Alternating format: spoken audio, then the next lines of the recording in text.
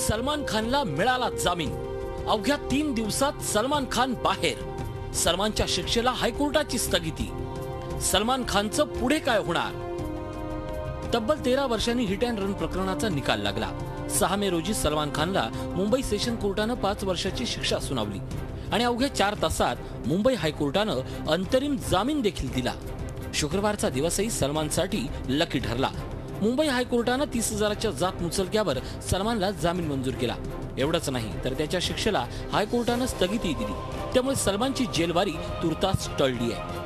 Hit end run केस 13 साल तक चलता रहा, 13 साल बाद सजा सुनाता है।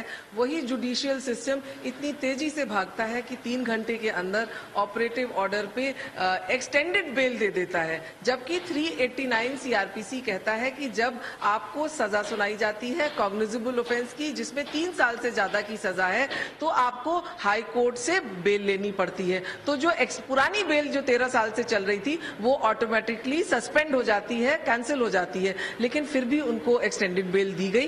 पूरे जुडिशियल सिस्टम में एक्सटेंडेड बेल के बड़े rarest of the rare cases होंगे। आता सलमानचं पुढे काय होणार ते पाहूया।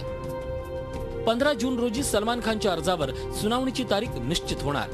15 जुलैपर्यंत या अर्जावर अंतिम सुनावणी होणार। 15 जुलैपेक्षाही जास्त वेळ या सुनावणीसाठी लागू शकतो।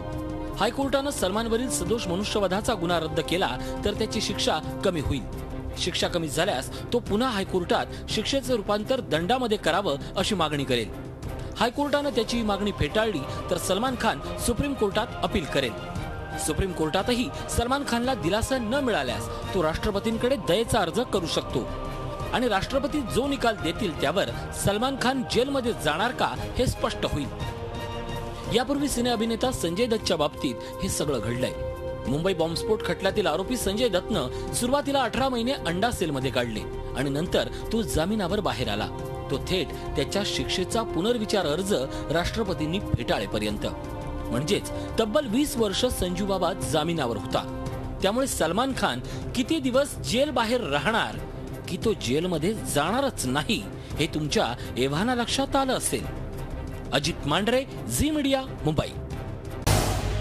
झी 24 तास रहा एक पाऊल पुढे।